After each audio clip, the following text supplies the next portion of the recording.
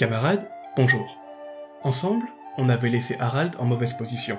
Alors qu'il venait de servir l'Empire pendant une dizaine d'années, l'empereur, Michel IV, est mort. Mais au lieu d'être libéré de son poste de capitaine de la garde, il est arrêté et emprisonné. Bon, évidemment, son histoire ne se termine pas là. Sinon, je vois pas pourquoi j'aurais fait une deuxième vidéo.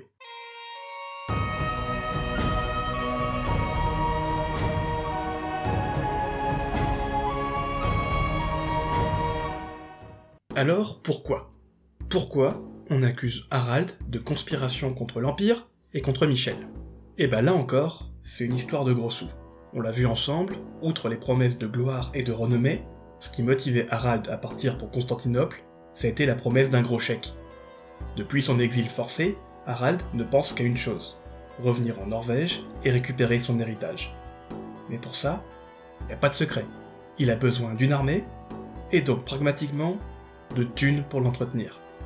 Mais le moins qu'on puisse dire, c'est qu'à Miklagard, la grande ville, il en a eu de la thune. Et tellement que d'après Snorri, la querelle viendrait donc du fait qu'Harald aurait alors fraudé sur les trésors qu'il aurait rapportés. Alors, si la véracité de cette fraude n'est pas encore attestée, si vous voulez mon avis, le plus probable reste plutôt une sorte de, je sais pas, général byzantin, disons Georgios, qui pourrait être jaloux, et qui aurait alors poucave qu'Harald et ses mecs prenaient tout en ne laissant rien pour les autres, surtout pour les Grecs. Vous êtes vraiment menteur, hein? J'aime pas qu'on me traite de menteur. T'as compris? Cette fraude, qu'on pense alors rattachée à des pillages, peut avoir, pour Lars et Noxen, une autre origine. Mais cette origine est à prendre avec des pincettes. Parce que bon, je vais être honnête avec vous, cette info je l'ai trouvée nulle part ailleurs que dans les travaux du Digus. Et ces travaux sont soit salués, soit alors très critiqués par les universitaires suédois. Et rajoute à ça, du coup, vous l'aurez peut-être compris, que ces travaux sont aussi en suédois, ce qui inclut donc le bouquin en question, Runor, qui est écrit en suédois, et bien que je fasse de l'histoire médiévale, je sais, je vais vous décevoir, mais je ne parle ni ne lis le suédois. Bref, d'après Lars et Noxen donc, c'est parce que les Vareg, ils avaient un droit dans l'Empire, qu'il appelle le Poltasvarf, qu'on peut traduire grosso modo par pillage du palais. Ce serait en fait une tradition qui permettrait aux membres de la garde Vareg d'aller récupérer des goodies dans le trésor impérial lorsqu'un empereur est mort, et de cette manière, le nouvel empereur sécuriserait ainsi la loyauté de la garde. Du coup, Harald, on l'a vu la dernière fois, il arrive courant 1033 à Constantinople. Et de l'empereur, bah il en a connu. Il y a eu Romain III, Michel IV, et maintenant sur le trône, Michel V. Donc niveau finance, il a dû s'en mettre plein les fouilles. Et rajoute à ça, troisième et dernière hypothèse, quitte à être dans les événements un peu douteux, c'est Snorri qui nous l'avance. En plus de la fraude fiscale, d'après Snorri, c'est parce que Harald aurait pratiqué le sexe avec une dénommée Maria, qui en plus, serait la nièce de l'impératrice Zoé. Voilà, un peu de cul entre gros bourges de Constantinople, ça devrait plaire aux fans de secrets d'histoire s'il y en a quelques-uns. Bon, j'ai lu le scénario cette nuit, Bob. Ça manque de sexe, hein. Pardon? C'est quoi ça, Cloumedec? Ah, ça, c'est Nono Nanette, c'est le général Dourakine. Bref, si la véracité sur son incarcération reste alors inconnue, argent, adultère, ou simplement le fait que Michel V ou Zoé craignaient la popularité grandissante d'Harald, et probablement sa fidélité envers Michel le 4e et pas le 5e, on nage alors dans le flou. Vous pouvez faire votre choix. Mais bon, passons. Harald est en tôle, et peu importe le prétexte, ça ne changera pas. Et aussi, ça ne durera pas. Puisque début 1042, le dimanche 18 avril, pour être tout à fait précis et honnête avec vous, Michel V fait une erreur fatale. Bien qu'empereur, Michel, il l'est juste parce qu'en fait, sa mère adoptive, c'est Zoé. C'est elle qui tient la légitimité de la culotte impériale. Et du coup, faut qu'il soit plutôt en bon terme avec, s'il veut garder le trône. Sauf que Michel, il sait que Zoé aime le pouvoir, qu'elle aime aussi pratiquer le putsch, et que si elle peut, elle voudrait bien pouvoir régner seule, un peu à la manière de Irène l'Athénienne. Michel cherche donc à se débarrasser de sa mère adoptive, et l'accuse de tentative de meurtre à son égard. Faut dire que, si vous avez suivi la précédente vidéo, il y a des précédents. Il a étudié le sujet, Michel. Il est loin d'être con. Et ce dimanche 18 avril 1042, il la fait enfermer dans un monastère. Et c'est là qu'arrive la boulette, puisque le peuple, il est pas content. Qu'elle veuille le buter ou pas, pour le peuple, l'impératrice, le pouvoir légitime, c'est Zoé. Et Michel V se prend alors une révolte. Michel tente alors d'apaiser les gens, il sort Zoé de son couvent, mais rien n'y fait. Les Constantinopolitains sont toujours pas calmés et veulent voir Michel mort. Et c'est donc durant ces événements assez troubles qu'Harald trouve alors le moyen de s'échapper et de rejoindre ses frères de la garde. Les Vareg, qui avaient été déçus de l'attitude de Zoé et de Michel à leur égard et à l'égard de leur capitaine, sont alors super heureux de retrouver Harald. Et toute la petite troupe décide d'aller faire un coucou à Michel et à Zoé au palais pour dire salut, on est là, si jamais vous voulez discuter maintenant. Et du coup, le 20 avril 1042, la garde, avec probablement le soutien des anti-Michel V, marche sur le palais. D'après Régis Boyer, cet assaut est alors assez violent. Il avance le chiffre de 3000 morts dans la prise du palais, tout camp confondu. Michel et ses derniers fidèles se seraient alors enfuis vers un monastère afin de se réfugier sous leur protection.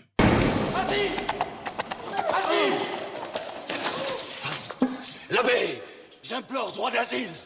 Sauf que, toujours d'après Régis Boyer, les révoltés tombèrent alors sur l'empereur et sa suite en train de fuir. Et du coup, ils les remettent aux autorités compétentes locales les plus proches, les Vareg, qui eux aussi passaient par là. Là, encore et toujours d'après Boyer, c'est Zoé qui se serait alors trouvé un nouveau mec, un sénateur, un certain Constantin Monomaque, que les sources surnomment étonnamment le gladiateur. Oui, je sais pas si vous vous rappelez, je vous avais dit la dernière fois qu'on allait avoir des surnoms pétés et tout pourris, et aujourd'hui encore, on va avoir quelques beaux exemples. Bref, Zoé donc, sur les conseils de son nouveau cum, condamne alors Michel à la byzantine. Qu'est-ce que vous allez faire? Qu'est-ce que vous allez faire? Amenez l'entonal! Oh, c'est très simple. Zoé demande aux Vareg de crever les yeux de son fils adoptif, et ce qui, selon les sagas, est réalisé par Harald, histoire de rajouter encore un bel exploit sur son CV déjà bien chargé. Sont pas nombreux les gus capables de se targuer d'avoir crevé les yeux à un empereur byzantin. Et Harald, il peut maintenant. Après avoir fait mumuse avec les globes oculaires impériales, Michel, qui semblait vouloir se reconvertir comme moine, est alors exilé dans un monastère de l'île de Chios, et meurt en août de cette même année. Dans la foulée, Zoé épouse alors son sénato-gladiateur d'amant, et nous voilà avec un 4e empereur en moins de 10 ans, et lui cette fois il s'appelle Constantin IX. Oui, ça suffit avec les Michel. Faut croire que c'est pas un bon présage. Pour Harald, lui, y a pas grand chose qu'à changer. Il en démord pas, il veut se casser. Il a des sous, il a des hommes, il a de l'expérience sur le terrain, il veut reprendre la Norvège. Et demande alors une nouvelle fois à Zoé de bien vouloir le laisser partir. Ce à quoi, Zoé, cette fois, répond qu'elle va y réfléchir. Faut dire que, si elle veut plus l'emprisonner, ou si elle a peur d'une éventuelle trahison, ce serait quand même dommage pour l'Empire de se passer d'un commandant comme Harald. Il a fait ses preuves sur le terrain. Mais Harald, il est pas fou. Il veut pas se faire emprisonner, et voyant qu'il n'y a pas de décision tout de suite, pensant qu'il y a un coup fourré qui se prépare, décide de prendre une poignée d'hommes et de marcher sur le port. Là-bas, les Vareg s'emparent alors de 2 galères et prennent le large. Ramant alors comme des bourrins pour pas se faire choper, les 2 embarcations tombent alors sur un os, ou plutôt une chaîne. La Corne d'Or est célèbre pour être fermée par une chaîne, bloquant alors n'importe quelle embarcation d'entrer dans le port de Constantinople, mais aussi de quitter le port. Mais à Harald, cette chaîne, ça l'impressionne pas plus que ça. Faut dire que les lois de la physique qui font que bateau en bois contre chaîne en fer égale échec certain, il s'en moque. Ou il la connaît pas. Bref, dans la saga, Harald ne se démonte pas donc, et décide simplement de faire passer les 2 embarcations par-dessus la chaîne. Vous croyez que c'est possible? Je répondrai pas à cette question tant que je l'aurai pas fait. Alors possible, en théorie non, sinon je vois pas pourquoi il y aurait une chaîne dans le port de Constantinople. Mais Snorri, qui est quand même bien postérieur aux événements, nous décrit l'action comme s'il y était, et c'est digne d'une scène d'Hollywood. Harald aurait alors fait ramer ses hommes encore plus vite pour gagner en vitesse, et demande alors à tous ses hommes de partir à la poupe de leurs navires respectifs, à l'arrière. Et une fois arrivé devant la chaîne, à environ quelques mètres, tout le monde devra courir à la proue, à l'avant, histoire de faire passer la galère par-dessus la chaîne dans une sorte de flip. Alors oui, clairement ça ressemble à un plan pourri, il n'y a aucune chance que ça fonctionne, faire un flip avec un bateau, c'est chaud. Mais à la surprise générale, ça fonctionne, c'est une réussite. Enfin, on sait pas vraiment si le flip a fonctionné, ou si simplement Harald aurait abandonné cette idée et fait le tour par la terre, par Galata, pour reprendre un bateau de l'autre côté de la Corne, comme l'avaient fait les Russes un siècle auparavant, hein.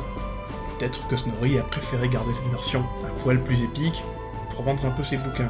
Mais bon, flip ou pas flip, ce qui est sûr, c'est que pour la galère d'Harald, ça passe. Mais pour l'autre, elle est moins chanceuse. D'après Snorri, elle se serait éclatée contre la chaîne, et seule une poignée de survivants ont pu être récupérés par la galère d'Harald. Les Scandinaves arrivent alors contre toute attente à prendre le large, malgré les efforts byzantins, les volontés impériales et surtout les lois de la physique. Harald quitte alors Constantinople et s'engage maintenant sur les eaux du détroit, direction la mer Noire et bientôt la maison, laissant derrière lui des Byzantins sur le cul et qui, je pense, n'oublieront jamais son nom. C'est sûrement le meilleur pirate que j'ai jamais vu. Il semblerait en effet.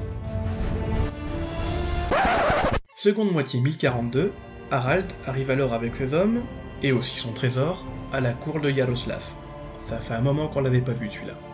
Là-bas, il perd alors pas de temps. Il réfléchit à son futur, et à comment reprendre le royaume.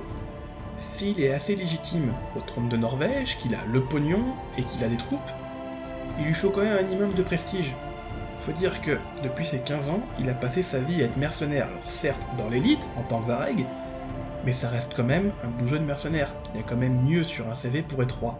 Et du coup, il profite de sa nouvelle fortune pour convaincre Yaroslav de bien vouloir lui laisser sa fille en mariage, Elisif. Faut dire que Yaroslav, des chiards, il en a une chier, justement. Non mais, en tout et pour tout, à votre avis? À mon avis, pas plus d'une trentaine. Non, alors quand même pas, faut pas déconner. Mais on lui attribue quand même environ 10 gamins, voire peut-être 11. Et jusqu'à présent, il avait réussi à pas trop mal les caser ses filles.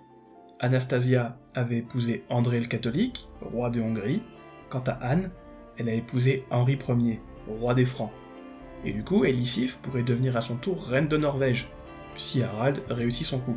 Alors un accord entre les deux hommes serait donc trouvé, et le mariage est célébré.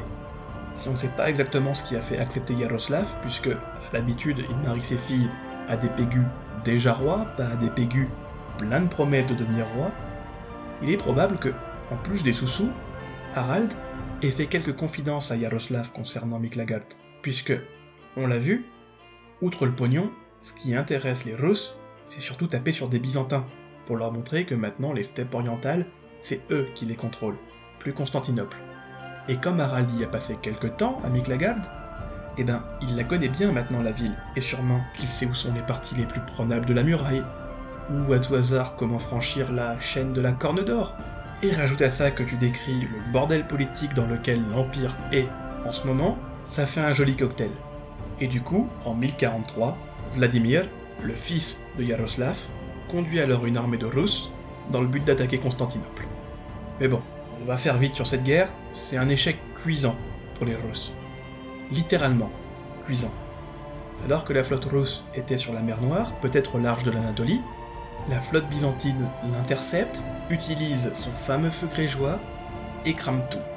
De la quille au mât, en passant par les voilures, et les bons hommes dans les bateaux. Et forcément, Byzantin oblige, ça c'est les sources qu'il rapporte, il y a des prisonniers. On capture environ 800 gonzes, ils sont tous amenés à Constantinople, humiliés, et on leur crève les yeux. À tous. Non mais c'est pas vrai. Avec 12 condamnés avec exécution immédiate de la peine. Alors à 2 yeux de moyenne partie, bon, faites le calcul. Moi je croyais que c'était votre truc ça. Ah ouais, non mais là, non les yeux quand même c'est dégueu. Alors évidemment ça, c'est selon les sources byzantines. Pour les Russes, la manière est un poil plus différente. D'après leurs sources, c'est qu'en fait, ce serait plutôt un coup de pas de bol. Il y a eu une tempête pile ce jour-là, et elle a détruit toute la flotte. Les Grecs n'y sont pour rien, et d'ailleurs les Russes n'ont jamais perdu face aux Grecs. Voilà, vous avez donc le choix entre deux sources, entre exagération byzantine et mauvaise foi russe. Faites votre choix. Mais bon, passons à autre chose, la vidéo est sur Harald. On va donc y retourner. Et pour lui, le nouveau, ça arrive que vers 1045. Il est donc maintenant marié, il a des troupes, le soutien de Yaroslav, et du pognon. Il est donc temps maintenant pour lui d'aller affronter son neveu et reprendre le trône. Harald et ses hommes débarquent alors dans le sud de la Suède vers fin 1045. Et quand ils arrivent là-bas, ils se rendent compte que finalement, ça va pas être si simple. Magnus, comme on l'a dit, c'est le neveu d'Harald. Il est le fils d'Olaf et d'une concubine, ce qui, dans les monarchies occidentales classiques, le ferait considérer comme un bâtard, mais chez les Scandinaves, ça n'a aucun impact. Par contre, son truc à Magnus, c'est la réussite. Quand Canute meurt en 1035, c'est lui que les nobles vont chercher pour le mettre sur le trône. Pour asseoir son pouvoir, là encore, pas de problème. Les fils de Canute, Hardcanute et Harold Pied de Lièvre, ça ne s'invente pas, s'entretuent pour le trône d'Angleterre en 1042, et laissent alors le Danemark sans roi. Magnus, une nouvelle fois, est élu roi du Danemark cette même année, en coiffant sur le poteau Sven Estridsen, le propre neveu d'Hardcanute. Et pour couronner le tout, évidemment, lui aussi, il a un surnom. Magnus, c'est le bon. Le bon, le sympathique, pourquoi pas. Le mou, le gentillet. Jouant alors sur la corde sensible, Harald appelle à l'aide Hanude III, le roi de Suède, qu'il avait déjà soutenu, lui et son frère Olaf, dans la reconquête de la Norvège face à Canute. Et dans le même temps, il entre alors en contact avec Sven pour lui demander aussi un soutien militaire, et lui promet un 50-50. S'il défend Magnus, Harald devient roi de Norvège, et Sven roi du Danemark. Fort donc de ces nouvelles alliances, Harald, Hanude et Sven marchent à l'encontre de Magnus. Enfin à l'encontre, oui et non. Craignant probablement une bataille ouverte contre Magnus, Harald étant peut-être toujours en PTSD de Stiklestad, son armée préfère plutôt faire des raids au Danemark afin d'affaiblir le pouvoir de Magnus et récupérer peut-être du coup le soutien des Jarls danois et pourquoi pas de certains Norvégiens. Les pillages danois leur remplissent alors les poches à balles. Par contre, leur impact n'a pas l'effet escompté. Les nobles de Magnus ne se rebellent pas contre lui. Et pire, ils sont même encore plus fidèles. Mais bon, même s'ils sont fidèles, ils sont loin d'être cons les nobles. Et du coup, ils peuvent pas laisser non plus comme ça les raids continuer. Ils aboutissent alors à une conclusion plutôt surprenante. Magnus et Harald veulent tous les deux le trône de Norvège, et les deux sont légitimes, l'un comme le fils du précédent roi, l'autre comme le frère. Il n'y a qu'à filer le trône aux deux hommes. Le principe est simple. Magnus reste roi du Danemark. Ça ne changera pas. Par contre, Harald file la moitié de son trésor, et en échange Magnus file la moitié de la Norvège, qui deviendra alors une co-royauté. Les deux hommes auront un pouvoir égal, et leur partie respective ira à l'autre quand ils mourront. Magnus, qui avait grave besoin de thunes, accepte. Il propose alors à Harald une entrevue afin de discuter et de voir si éventuellement ils peuvent être d'accord. Et à la surprise de tous, Harald accepte l'offre en 1046, et le voilà maintenant co-roi de Norvège, et devient Harald III. Longue vie à mon sire! Longue vie à notre sire! Longue vie à notre sire! Qui est ce vilain? Alors, si ça ressemble à une fin Disney, c'est pas le cas pour tout le monde. Bah oui, je vous ai dit, à la surprise de tous, et surtout de Sven. Lui, on lui avait promis le trône du Danemark en cas de victoire.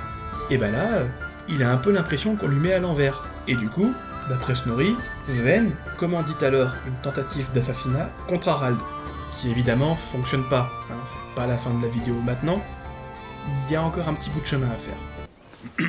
Dites, vous auriez pas essayé de me la faire à la pute par hasard?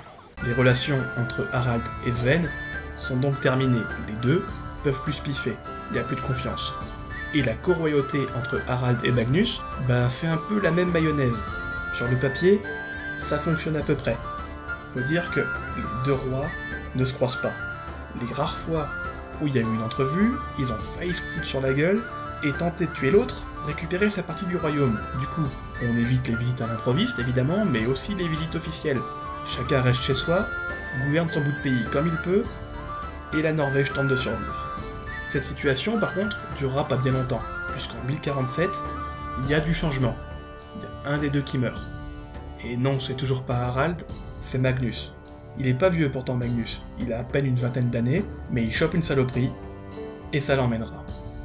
Magnus, par contre, même s'il est jeune et que c'était inattendu, il avait quand même prévu un peu son coup. Il l'avait mauvaise de s'être fait chourer la moitié du royaume par son oncle, qui revenait comme ça de l'autre bout du monde, il avait pas envie de lui refiler tout le domaine une fois mort. Sauf que, comme il était jeune, Magnus, il n'a pas encore d'héritier. Et du coup, c'est là que lui vient une idée de génie. Si jamais il meurt, Harald aura toute la Norvège. Ça, c'est dans les papiers, il pourra pas y faire autrement. Par contre, pour le Danemark, même si Harald est le candidat le plus légitime dans sa famille, il y a un autre choix. Son concurrent direct au trône et ancien allié d'Harald, Sven. C'était une de mes plus brillantes idées. Ce qui, entre nous, n'est pas peu dire, je te prie de me croire. Quand Magnus meurt, ce plan se met donc en place. Et Harald, forcément, il est pas joasse. Il pensait qu'une fois le neveu mort, il pourrait tout récupérer. Faut dire que il en a marre de partager, et puis on l'a vu, c'est pas son genre de partager. Il réunit alors la noblesse norvégienne, et tente d'avoir leur soutien, et se proclame même dans la foulée roi du Danemark et roi de Norvège. Sauf que, contrairement à ce qu'il croyait, Harald n'a pas le soutien des nobles norvégiens. Pourtant, comme frère d'Olaf, les nobles auraient dû le choisir plutôt que de soutenir Sven, le descendant de Knut, celui qui est responsable de la mort d'Olaf. Eh ben non. La plupart des nobles norvégiens sont fidèles à Magnus, même après la mort, et du coup, par honneur, respectent les volontés de Magnus et refusent de suivre Harald sur la question danoise. Je déteste les guerriers. Ils ont l'esprit étroit, ils n'ont aucune finesse. Pire, ils se battent pour des causes perdues. Pour l'honneur. L'honneur a fait des millions de morts, mais n'a jamais sauvé qui que ce soit. Ce refus des nobles de soutenir Harald dans ses revendications danoises est un véritable problème. Puisqu'il n'avait pas attendu leur accord, il avait déjà entamé la guerre contre Sven, et du coup, il se retrouve alors sur deux fronts. Combattre Sven au Danemark, et devoir asseoir son autorité en Norvège. Harald tente alors dans un premier temps des alliances et des mariages avec les familles nobles les plus importantes de Norvège. Mais bon, vous connaissez le Gus maintenant, il est pas bien patient. Et du coup, ça finit par le gonfler, et penche plutôt pour la deuxième option. Il assassine tous ceux qui s'opposent à lui ouvertement, et revendique ses meurtres. Qu'ils soient alliés, ennemis, norvégiens ou danois, tous doivent se soumettre à l'autorité royale d'Harald s'ils ne veulent pas avoir le retour de bâton. Et du coup, de par ses actions assez brutales, Harald écope alors d'un nouveau surnom. Après l'éclair du Nord, après le brûleur des Bulgares, il est maintenant Harald Hardrada. Harald l'impitoyable. Ah, c'est sûr que c'est pas Jol rigolo, hein. Jol rigolo? Et s'il est impitoyable avec les Norvégiens, il l'est tout autant avec les Danois. En 1048, il attaque et pille le Jutland, ne laissant alors plus rien derrière lui. L'année suivante, en 1049, c'est au tour d'Edeby d'avoir la visite d'Harald. Edeby, c'est surtout un comptoir commercial danois, mais c'est aussi la ville la plus peuplée, l'une des plus riches, et probablement la plus défendue de toute la Scandinavie courant XIe siècle. Et pourtant, Harald la prend sans le moindre souci. Edeby est aussi ravagée par les troupes d'Harald, et à un point tel que la ville ne s'en remettra jamais. Ainsi, pendant à peu près une dizaine d'années, c'est une routine qui s'instaure à la cour d'Harald, entre mise au pas des nobles norvégiens, assassinats, menaces, mariages, et raid au Danemark pour affaiblir Sven, qui refuse toute bataille rangée. Cette routine dure alors une dizaine d'années, comme je vous ai dit, jusqu'à ce que, en 1062, une seconde et dernière bataille rangée entre Harald et Sven a lieu. Cet ultime combat, c'est Saxo Grammaticus qui nous l'a décrit, dans sa Gesta. Elle a lieu sur l'embouchure de la Nissa, et voit alors les deux armées s'entretuer dans une boucherie sans nom. D'après Saxo, Harald sort alors victorieux de ce combat, et Sven aurait été alors contraint de fuir le champ de bataille. Cependant, certains événements récents doivent être pris en compte. Exactement, il y a un mais à cette victoire. Les années de conflit et les pertes au cours de cette ultime bataille ne permettent plus à Harald d'occuper le Danemark. Le conflit s'éternisant, en 1064, un traité de paix est alors signé entre les deux hommes. Harald et Sven conservent chacun leur royaume, ont rétabli les frontières initiales, et personne ne verse de tribut à l'autre. Personne n'est humilié, et on fait comme si rien ne s'était passé. Harald le sait, il ne pourra alors plus récupérer le royaume danois maintenant. Sa revendication, c'est terminé. Mais à l'ouest, il y a un autre morceau qui appartenait à Knut, et sur lesquels il a des revendications. Et qui, au moins là, devrait faire l'unanimité chez lui. Le royaume d'Angleterre. Ses revendications, Harald, il les tient de Magnus. Oui, même mort, il a encore un impact, le jeune roi. En 1038, Magnus avait conclu un traité avec Hardknut, le fils de Knut donc, selon lequel le premier à mourir léguait son royaume à l'autre. Et du coup, entre les deux, c'est Hardknut qui meurt en premier. Sauf que, même si c'est le fils de Knut et qu'il avait signé les papiers, c'est aussi, et surtout, le fils d'Emma de Normandie, veuve du précédent roi d'Angleterre, Ethelred le Malavisé. Tout est dans le titre. Et donc, quand il meurt en 1042, Hardknut, les nobles du royaume d'Angleterre élisent Édouard, son demi-frère, et fils d'Emma et d'Ethelred comme roi d'Angleterre, malgré les accords signés avec Magnus. L'Angleterre, sous Édouard, est alors assez prospère. Les Saxons sont de nouveau à la tête du pays, mais avec Édouard, il y a un petit changement qui s'établit. On voit alors un rapprochement entre certains Saxons de la cour et la nouvelle puissance dominante de l'Europe occidentale, les Normands, ceux de Normandie. Ce qui forcément déplaît aux vieilles familles traditionnelles saxonnes, mais aussi aux autres Normands, ceux de Scandinavie. Vous voyez un peu où je veux en venir là? C'est compliqué, mais c'est compliqué. Mais si, c'est simple. En gros, Normand de Normandie, copain, Normand de pas Normandie, pas copain. Bref, outre ses soucis de politique interne, le vrai problème d'Édouard, c'est qu'il a pas d'enfant. Et du coup, pas d'héritier direct. Dans ces années 1055-1060, les nobles un peu inquiets lui cherchent alors un successeur au cas où. Faut dire que le poste de roi d'Angleterre n'est pas le plus sécure courant XIe siècle. Et du coup, on fouille un peu dans la lignée, il y a un seul homme qui semble pouvoir être légitime. C'est son neveu. Lui aussi s'appelle Édouard, mais Édouard d'Outre-mer. Là aussi, tout est dans le titre. Enfin dans le titre.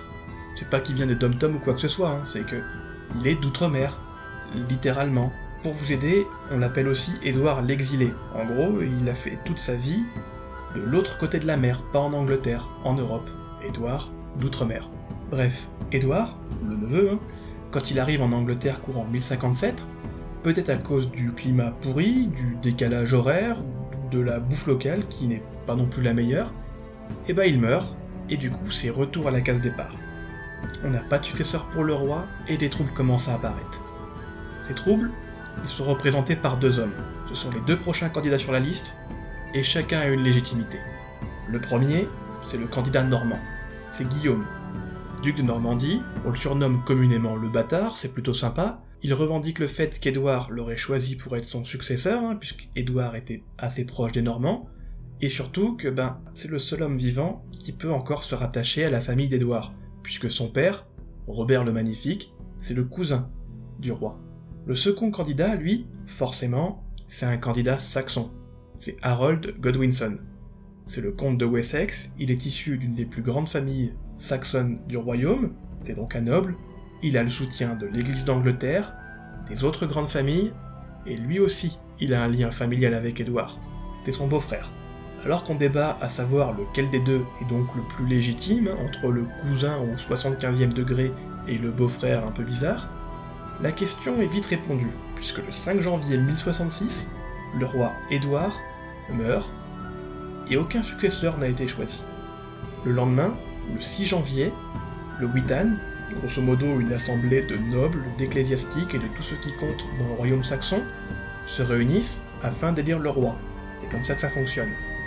Et forcément, comme ce sont des Saxons, ils élisent Harold, le candidat saxon, qui devient alors le nouveau roi d'Angleterre. Et c'est ce vote qui met le feu aux poudres. Guillaume considère qu'on lui vole son héritage familial, et qu'Harold est un parjure, car il lui aurait promis de ne pas se porter candidat au trône, et même pire, qu'il soutiendrait Guillaume dans son accession. Le Normand rassemble alors ses hommes, et c'est à ce moment qu'Harald, comme le loup qu'il est, voyant la bête blessée, estime qu'il est temps et réunit sa flotte. En janvier 1066, on en est donc là. 3 hommes, 3 chefs de guerre aguerris et une seule couronne. L'échiquier est en place. Les pièces avancent. Maintenant qu'Édouard est mort et qu'Harold est sur le trône, du côté norvégien, on va surtout se concentrer sur ça, Harald réunit donc sa flotte et direction l'Angleterre. L'objectif est plutôt simple, récupérer la couronne anglaise, et si jamais Guillaume arrive avant, faut dire qu'il est plus proche, au moins récupérer toute la partie nord de l'île, qui historiquement est la partie où les Scandinaves ont été les plus présents, et qui aussi lui permettrait de peser dans les négociations avec le duc normand. La première grosse cible de cette conquête de l'Angleterre est alors toute désignée, York. Qui contrôle cette place forte contrôle la Northumbrie et donc tout le nord du royaume. Mais reste à savoir maintenant comment s'y prendre. On peut pas débarquer comme ça sur l'Humber en mode YOLO et aller assiéger la ville. Faut du ravitaillement, des renseignements, des bases arrières. C'est pas un groupe de pillage qui va débarquer, mais bien une véritable armée qui va devoir se battre face aux Saxons, qui sont très redoutables, et possiblement devoir repousser les Normands aussi. Du coup, il y a du monde. Si on ne connaît pas le nombre exact de soldats emmenés avec Harald, on estime néanmoins que la flotte aurait réuni pas loin de 300 bateaux, ce qui est quand même assez conséquent pour l'époque. Donc si ce premier objectif semble être assez clair, comment y aller?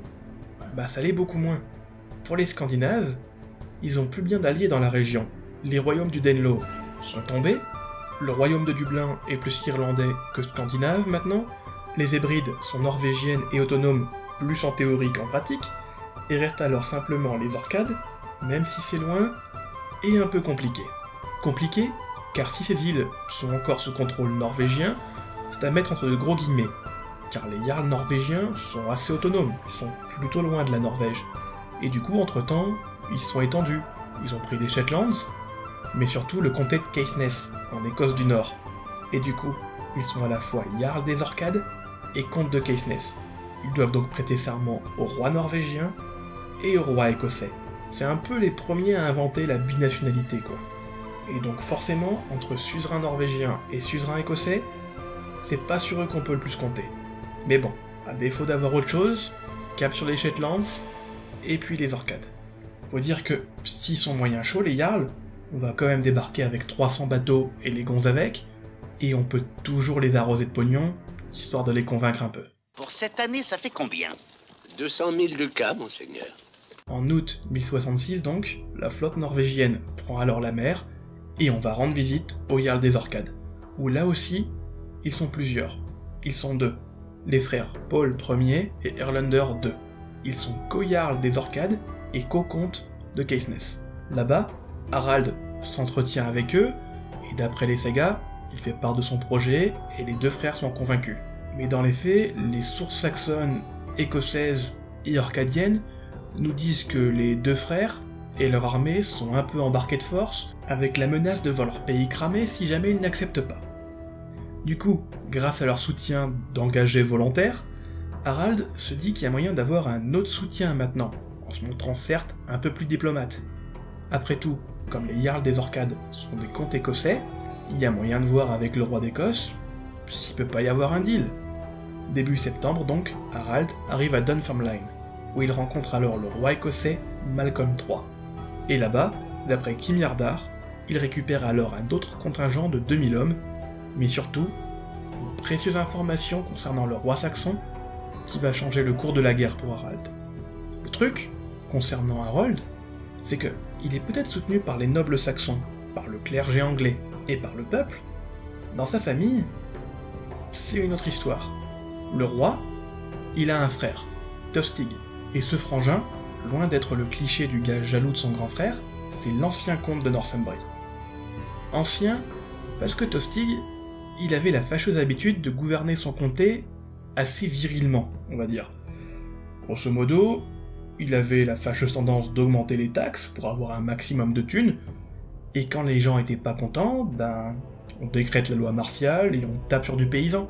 Alors forcément, ça va qu'un temps, et en 1065, le peuple chasse du pouvoir. Bon, mais déjà, sur la période juin, juillet, août, j'ai dû me concentrer sur les révoltes paysannes, hein. Bon, parce que sous prétexte que je suis un peu dur sur les taxes, tous les cagots de mon bled avaient quand même décidé de foutre le feu à ma cabane. Alors, il faut autant vous dire que... Sauf que, les Pégus sont loin d'être cons. Ils l'ont remplacé par un noble qui est un poil plus sympa avec eux, et ce gars plus sympa, il s'appelle Morcar. Morcar, il est issu non seulement de la famille rivale aux Godwin, mais aussi de la lignée des comtes de Mercie, les comtes rivaux de Wessex et de Northumbrie. Bref, par cet acte, les Pégus, ils ont dit non au pouvoir des Godwin de Wessex et ont penché plutôt du côté des Merciens. Bref, outre ce jeu des trônes entre deux familles saxonnes, le problème entre Harold et Tostig, il vient de là. Harold a refusé de soutenir Tostig lors de cette crise.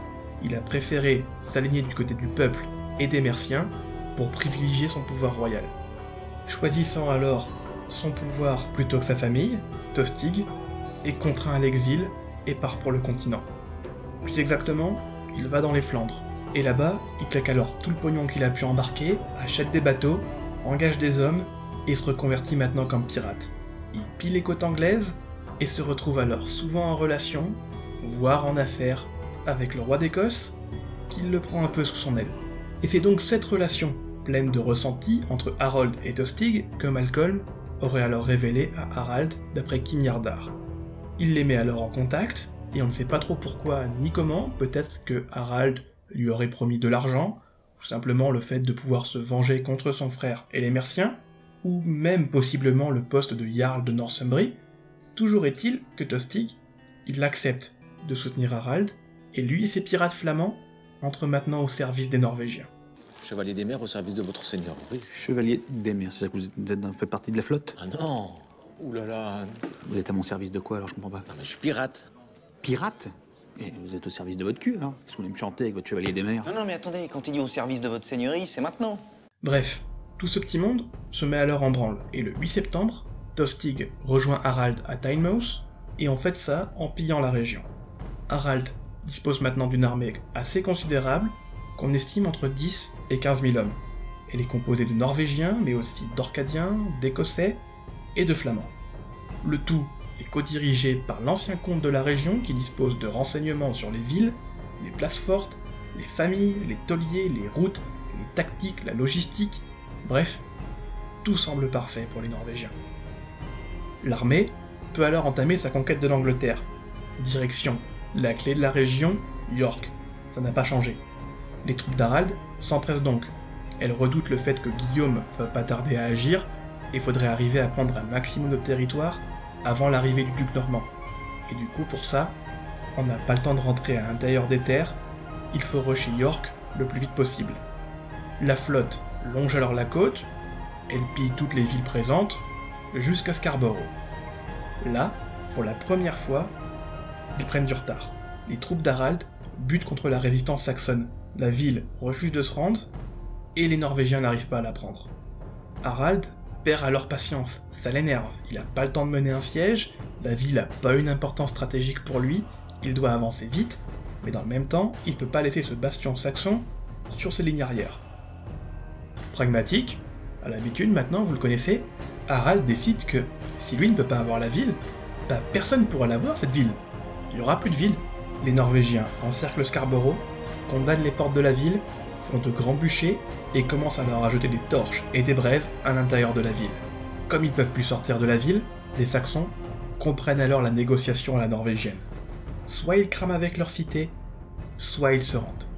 Et forcément, ils ont choisi la deuxième option. Où est-ce qu'il a appris à négocier? On se le demande. Après la prise de Scarborough, la joyeuse bande continue alors ses pillages jusqu'à l'embouchure de Lumber. Voilà, on y est enfin. Le 18 septembre, ils remontent alors l'estuaire, puis Lewes, jusqu'à Ricol, sur la rive gauche, à une quinzaine de kilomètres au sud de York. De là, Harald et Tostig apprennent alors que les comtes de Northumbrie et de Mercie, donc les frères Morcar et Edwin, se sont alliés et ont la charge de repousser les Scandinaves à la mer. Espérant prendre York avant l'arrivée des Saxons, Harald laisse la flotte à Ricol et marche sur la capitale de la région, qui est aussi la seconde plus grande ville du royaume, le 20 septembre. Dans le même temps, du côté saxon, Morcar et Edwin sont eux aussi en marche, mais depuis York, et du coup, les deux armées vont se rencontrer. D'après Florent de Worcester, les deux armées se rencontrent alors à Fulford, à 3 km au sud de York. Fulford, à cette époque, c'est un petit village en périphérie de York. Il est entouré de marais et a peu d'importance stratégique. Harald, qui redoute un combat ouvert et la perte de nombreux hommes, surtout face à la prise de York, à l'éventuelle arrivée d'Harold ou même au futur combat contre Guillaume, perdre des hommes dès la première bataille, c'est pas la bonne idée. Et du coup, il convoque alors Tostig, et demande de prouver s'il a bien une utilité dans son armée.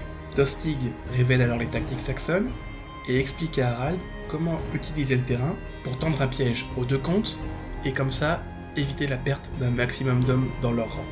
Le plan est alors plutôt simple. Harald devra diviser son armée en deux.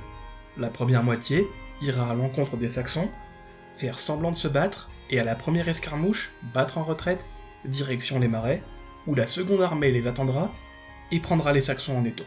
Le stratagème fonctionne donc. À la première escarmouche, les Norvégiens se replient dans les marais, suivis à la course par les Saxons, qui oublient de rester en formation et qui sont sûrs de leur victoire. Là, ils tombent alors sur les restants de l'armée norvégienne, les Saxons sont encerclés, embourbés dans la vase, et c'est un massacre. Seuls les deux comtes s'en tirent de justesse, mais leur armée est détruite, le Nord ne s'en relèvera jamais, que ce soit pour lutter contre Harald, ou même un peu plus tard contre Guillaume. Plus rien semble alors pouvoir arrêter Harald maintenant. Le Nord est sans défense, et la présence de Tostig est un véritable atout. En plus de ces révélations, ça apporte même le soutien de certains locaux, et des survivants ou déserteurs de l'armée saxonne. Du coup, dès cette première bataille, où il a eu très peu de pertes, Harald comprend que le gros du boulot est fait. Le Nord est déjà quasiment tombé. Il envoie alors une partie de ses forces prendre ses quartiers où la flotte est stationnée, à Ricol, et le reste, près d'une bourgade située sur les rives de la Derwent, à une vingtaine de kilomètres de York, Stamford Bridge. Pendant ce temps, lui et le reste de ses troupes, toujours avec le soutien de Tostig, qui sera maintenant inséparable du roi, arrivent alors devant York le 24 septembre 1066. Là, les Saxons sont alors livrés à leur sort. Ils n'ont pas d'armée et ne peuvent pas défendre la ville. Ils se soumettent à Harald sans résistance, et pour s'assurer de leur bonne parole, Tostig conseille alors à Harald de demander évidemment un tribut, mais aussi les fils des notables de la ville en otage, histoire d'être sûr de ne pas changer d'allégeance au cours du conflit. Les nobles n'ont alors pas le choix, ils acceptent à contre-cœur, et un rendez-vous est fixé le lendemain au camp norvégien afin de remettre les otages et les clés de la ville, pendant qu'Harald décidera alors de quoi faire de ces nouveaux territoires conquis, et surtout, de qui va les administrer maintenant. Au soir du 24 septembre donc, l'armée d'Harald est éparpillée. Une partie est à Ricol, avec la flotte, et l'autre à 30 km de là, à Stamford Bridge. Et pendant ce temps, le soir même, à l'insu des Norvégiens, et même des habitants de York qui sont en flip total, Harold vient d'arriver à Tadcaster, à 16 km au sud-ouest de là. Là-bas, il confine alors la ville et ses habitants. Personne ne doit faire fuiter l'info de son arrivée. Si Harald se doute qu'Harold va pas tarder à venir, personne n'aurait pu imaginer qu'Harold soit là si tôt, puisque 4 jours auparavant, le 20, il apprend la défaite de Fulford alors qu'il est à Londres, soit environ 300 bornes de là. Si ça peut vous aider, en gros ça veut dire que l'armée au complet, avec armes, armures, chevaux, logistique, tout le bordel, a fait du 80 km par jour, à pattes, pour arriver ici à temps. Bref, Harald se doute de rien, forcément, et Harold fait reposer ses hommes. Ils vont avoir une dure journée le lendemain. Le matin du 25 septembre donc, Harald prend alors à peu près les 2/3 de sa troupe restante, qui stationne à Stamford Bridge, pour venir avec lui à l'encontre des habitants de York. Il laisse alors tous ses commandants sur place, et emporte avec lui seulement Tostig. Je vous ai dit, les deux sont maintenant inséparables. Du coup, le tiers des troupes restantes sont maintenant sous la garde d'Olaf, son fils, mais aussi de son beau-frère, Eystein Coq de Bruyère, ça ne s'invente pas, et les Jarls Orcadiens Paul et Erlander. Longeant alors la Derwent, près de Stamford Bridge donc, Harald et son armée tombent alors sur une surprise. Sur le lieu de rendez-vous, ce ne sont pas les notables de York qui l'attendent, mais une troupe de cavaliers.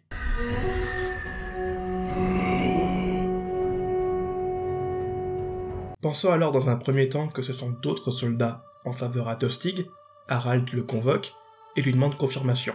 Le Saxon, reconnaissant alors les étendards royaux, est en panique. Il dit que non, ces mecs-là, ils viennent pas pour les aider, et qu'il ferait mieux de partir le plus vite possible rejoindre le reste des forces, avant que ce soit trop tard. Sauf qu'Harald, vous le connaissez un peu maintenant, c'est pas son genre de reculer, et ce seront ses renforts qui devront arriver à lui. Pas l'inverse. Il envoie 3 cavaliers chercher les renforts à Stamford Bridge et à Ricol, pendant que eux devront les retenir ici. Snorri, qui est quand même bien postérieur aux événements, nous décrit alors avec une précision chirurgicale comme s'il y était, la formation adoptée par les Norvégiens.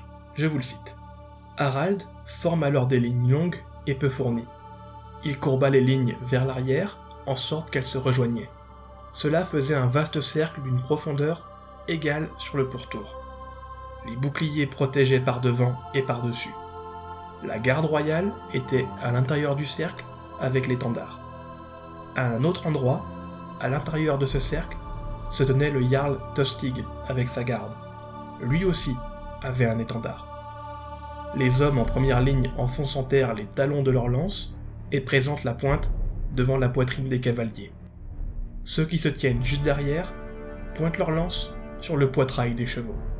Alors qu'Harald, perché sur son cheval, inspecte alors les troupes avant le choc, il tombe.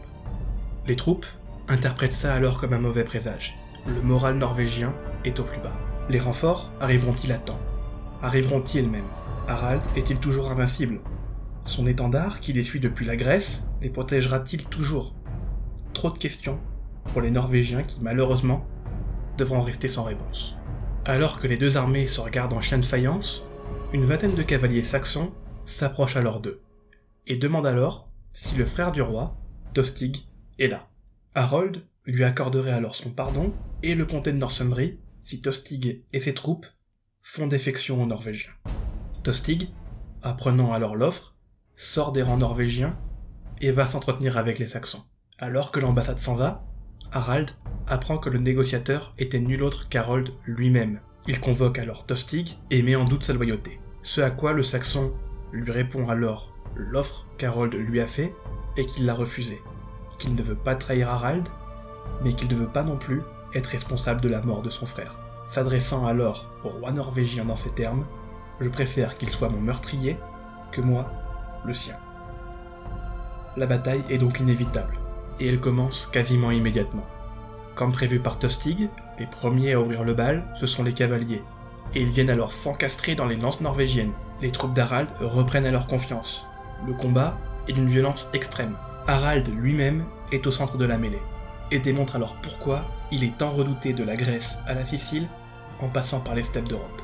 Jusqu'à ce que finalement, au cours de la bataille, pour la première fois, le roi est finalement touché.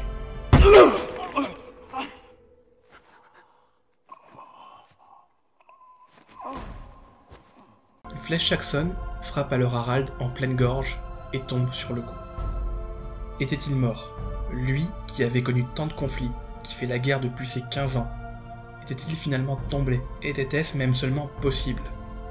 Alors j'aimerais vous dire que justement, tel Boromir, Harald se serait relevé et continué le combat jusqu'à avoir une mort épique, criblée de flèches. Après tout ce qu'il a vécu, tout ce qu'il a connu, la légende qui s'est construite autour de lui, ce serait beau, presque même mérité. Mais non, on n'est pas dans un film ici, et même s'il semblait pouvoir défier les lois de la physique, il n'y a pas de magie. Une flèche en pleine gorge, c'est terminé. Le roi est donc mort. Les troupes sont alors pris de panique. Tostig arrive à peine à reformer les rangs, puisque la bataille continue. Ils doivent encore sauver leur peau, et ils sont dans une très mauvaise position maintenant. Jusqu'à ce que, sorti de nulle part, alors qu'on ne l'attendait plus, que même certains l'avaient oublié, Eystein avait réussi à rassembler à la hâte et faire venir à marche forcée tous les hommes valides depuis Ricol, à 30 km de là. À peine arrivés, Eystein et ses hommes foncèrent alors sur les lignes saxonnes. Brisant alors leur rang, la fureur des Scandinaves lors de la charge est telle qu'elle fait entrer Eystein et ses hommes dans la légende et les sagas. Tout n'est pas fini pour eux. Les renforts promis sont donc arrivés. Ils ont peut-être perdu leur roi, mais les Norvégiens ont encore un mot à dire. Et en plus, cette charge totalement inattendue venue de nulle part a mis un coup de boost au moral scandinave, et justement, met en branle celui des Saxons. Et pour une fois, ce sont eux qui sont pris de panique. Rien n'est joué donc. Pourtant, ça ne va pas durer. La réalité va rattraper très vite les Norvégiens, puisque, afin d'arriver le plus vite possible, Eystein a fait porter très peu d'armure et de boucliers à ses hommes, et rajoute que cette marche forcée de 30 km les a épuisés. Harold arrive à prendre le dessus assez rapidement après l'effet de surprise. Tostig meurt alors quasiment immédiatement dans cette contre-offensive. Quant à Eystein et ses troupes, ils se font alors aussi tous descendre, un par un, par les archers saxons. Un vrai tir au pigeon.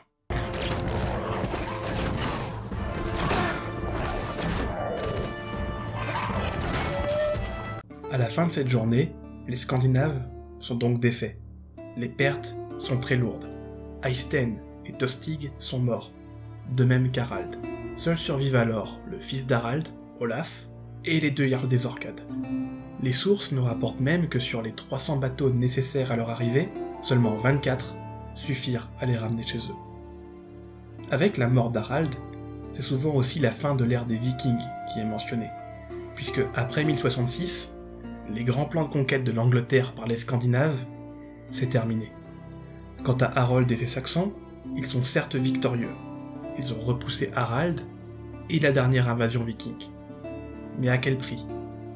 Puisque 3 jours plus tard, le 28 septembre 1066, à 320 km de là, un autre défi apparaît. Guillaume.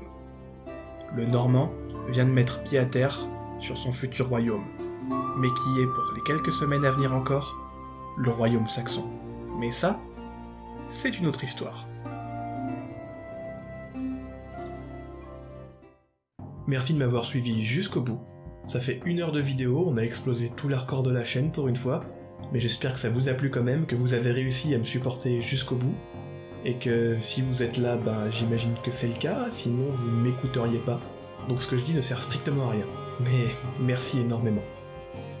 D'ailleurs, en parlant de remerciements, on approche doucement de la monétisation YouTube, et ça, c'est grâce à vous.